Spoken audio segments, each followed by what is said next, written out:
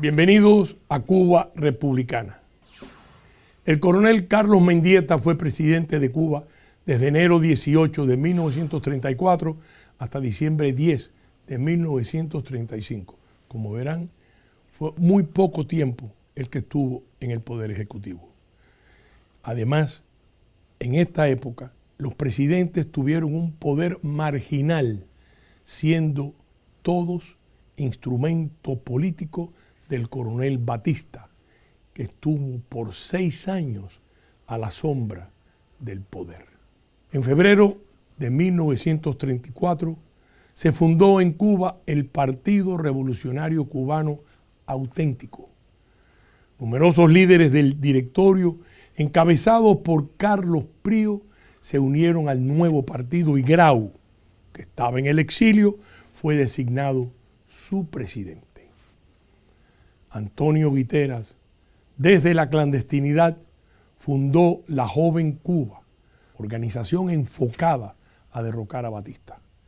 La violencia y el sabotaje reaparecieron con renovada fuerza.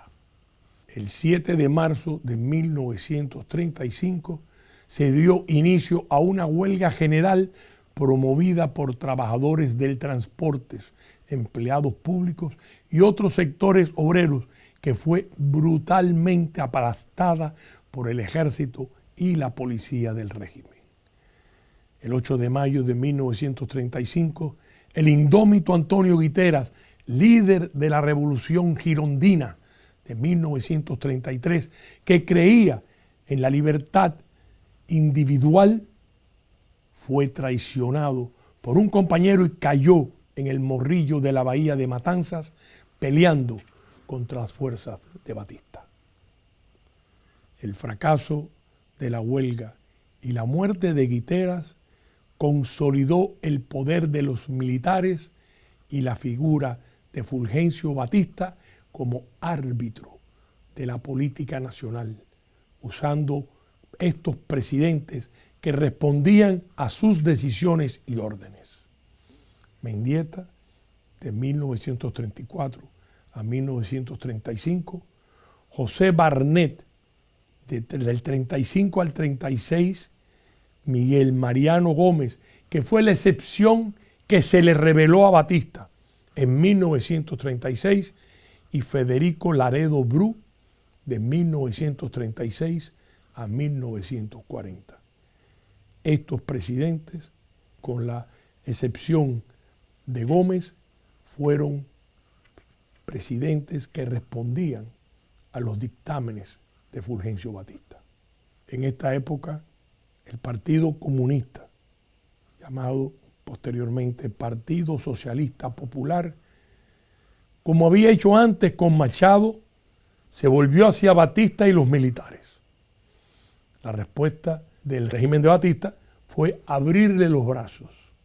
En mayo de 1938 se autorizó por Batista la publicación del periódico Hoy, órgano oficial del Partido Socialista Popular Comunista, y se legalizó el partido al año siguiente para que pudiera participar en las elecciones constituyentes de 1940. El 28 de enero de 1939 quedó constituida la Confederación de Trabajadores de Cuba, la CTC, organismo rector de los obreros cubanos, y Batista, ¿a quién se la entregó? Se la entregó a Lázaro Peña, líder sindical marxista-leninista, que quedó como secretario general de la poderosísima organización obrera. El Partido Comunista en este momento, en esta época, pasó a ser protegida de Fulgencio Batista. La Constitución de 1940 tuvo sus raíces en esta época en la Revolución de 1933 y el gobierno de los 100 días de Grau y Guiteras. El 15 de noviembre de 1939 se celebraron las elecciones para una asamblea constituyente. Todos los sectores de la intelectualidad y la vida política de Cuba tuvieron presencia en esa asamblea constituyente. Más de 1 millón de cubanos fueron a las urnas a elegir a esta asamblea. El resultado fue una carta magna, una constitución que protegía las libertades individuales, dando vigencia a los ideales de la generación de 1933. El presidente solo ejercería por un término de 4 años. La Constitución garantizaba el derecho a la propiedad privada. Los obreros tendrían derecho a la huelga para exigir sus reivindicaciones salariales y laborales. La Constitución garantizaba plena igualdad para la mujer, la educación gratuita en los institutos de segunda enseñanza y la universidad. La Constitución garantizaba los servicios de salud, emergencias y casas de socorro.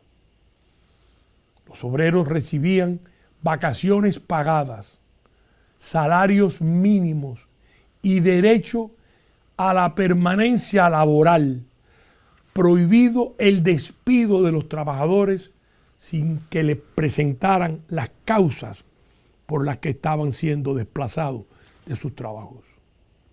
Todos estos derechos los daba la Constitución del 40. Había derechos de antigüedad en los centros de trabajo, derecho a la libertad de religión, derecho a la libertad de palabra y de escribir sin represalias del gobierno. Se respetaban los procedimientos judiciales que estaban claramente establecidos en la Constitución y la independencia del Poder Judicial era total. La Constitución de 1940 fue una magna obra que le dio al cubano los derechos y libertades que hoy disfrutan los países más prósperos y libres del mundo y que los cubanos de hoy no disfrutan. La presidencia de Batista, que fue electo en 1940, llegó a la presidencia apoyado por una coalición política que incluía, por supuesto, al Partido Comunista, que de inmediato incorporó a su gobierno, estamos hablando de Batista, incorporó a Carlos Rafael Rodríguez y a Juan Marinelo, prominentes líderes marxistas que de esta forma participaban en el deshonesto círculo del fraude pagado por Batista.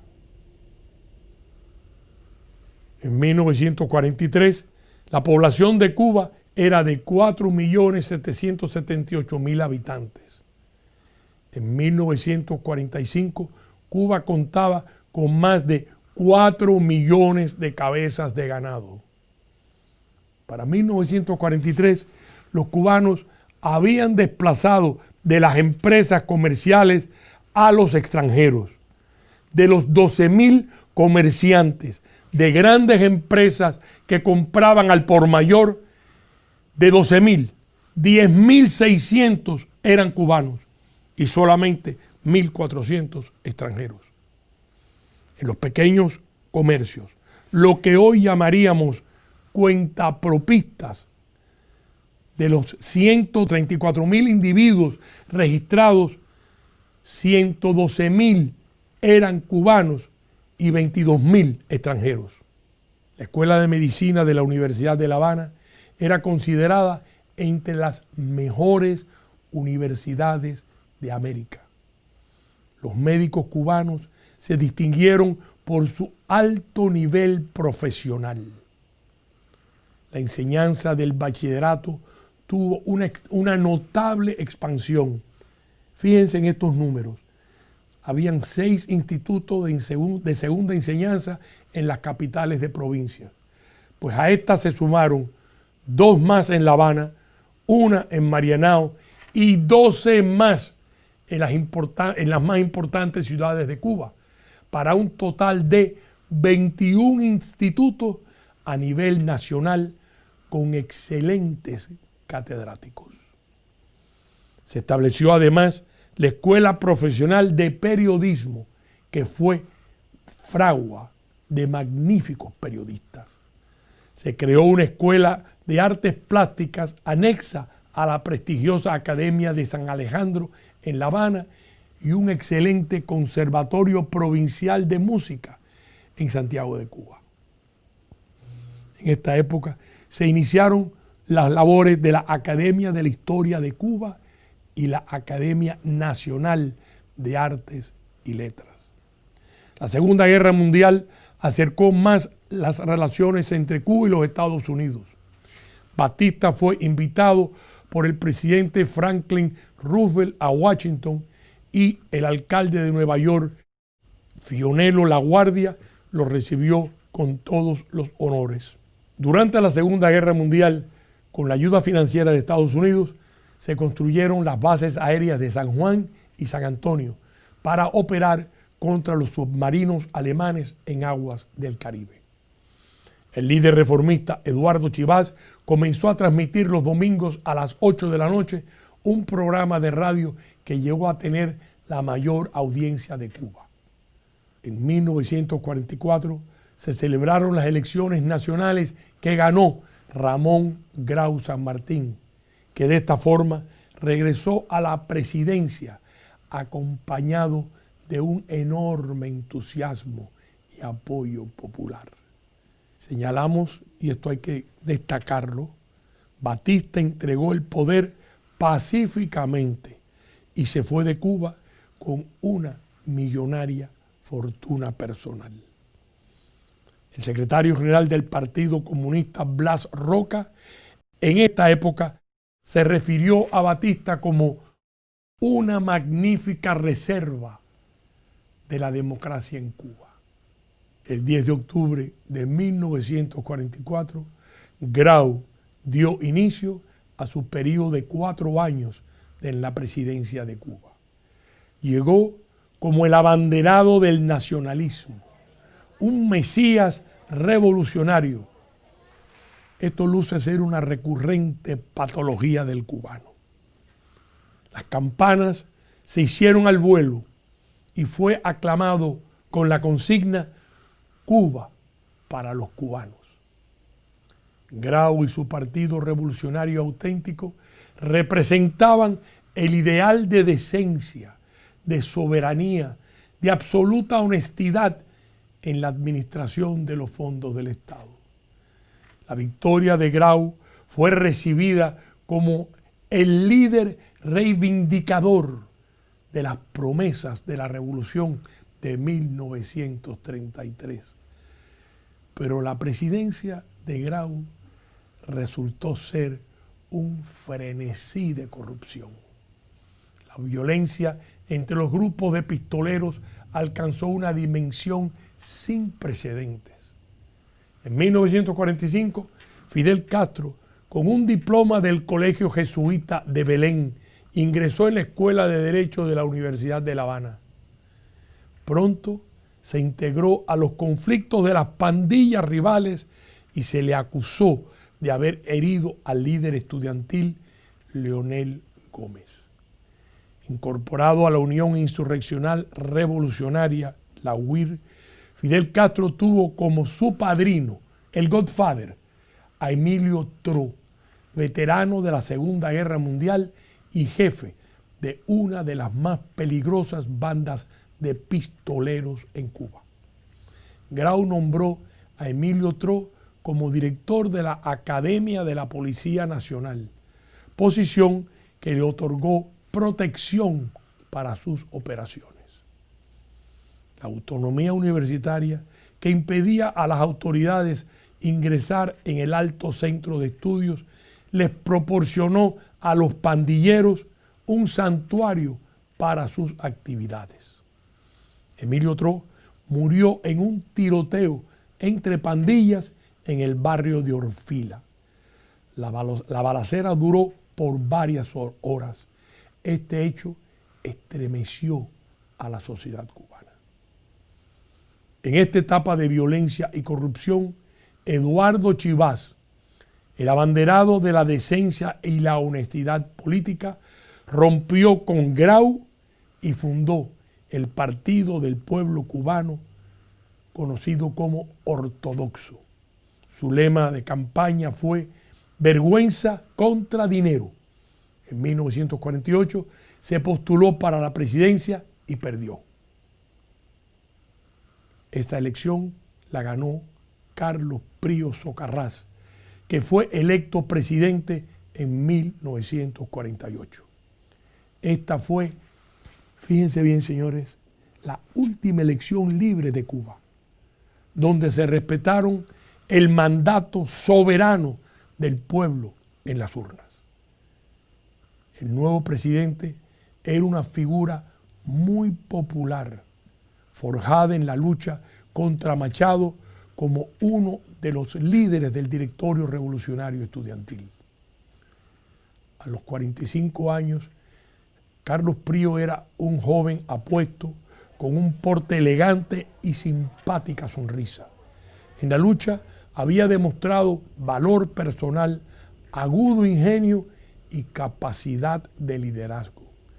Prío era un apasionado nacionalista, devoto de la libertad individual y del derecho de sus adversarios políticos a criticar su gobierno sin temor a represalias. Incluso le dio protección a Batista para que regresara del exilio. Gravísimo error.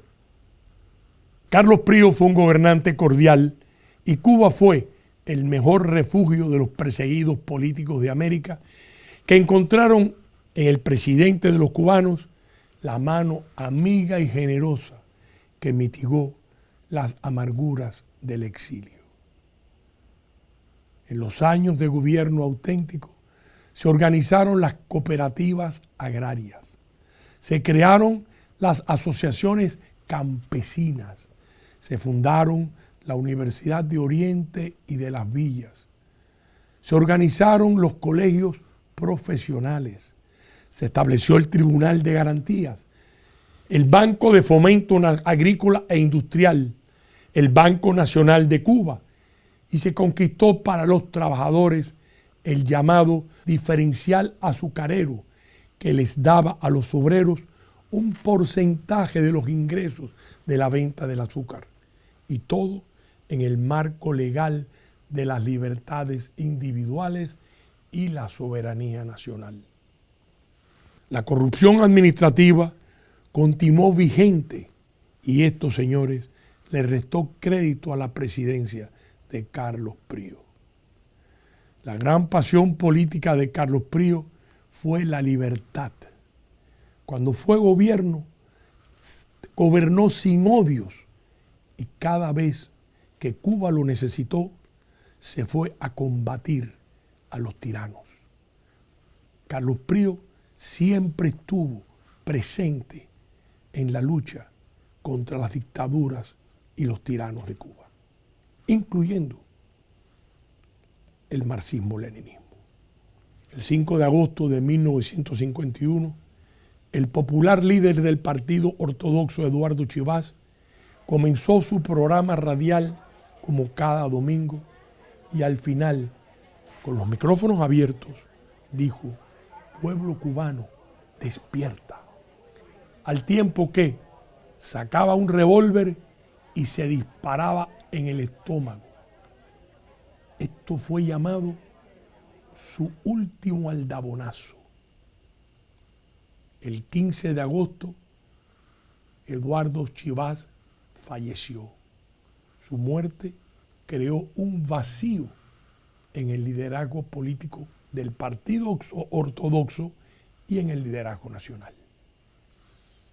El 10 de marzo de 1952, a 3 meses de las elecciones nacionales, escuchen bien, 3 meses de las elecciones nacionales, Fulgencio Batista, que aspiraba a la presidencia y que sabía que no la podía ganar, ocupó la base militar de Colombia y en un infausto golpe de Estado derrocó al presidente constitucional Carlos Prío. En ese momento, Batista rompió el ritmo constitucional que llevaba la República de Cuba. Fue un día fatal. Las consecuencias han sido catastróficas para la nación cubana. Los espero en la próxima clase sobre precisamente la dictadura de Fulgencio Batista.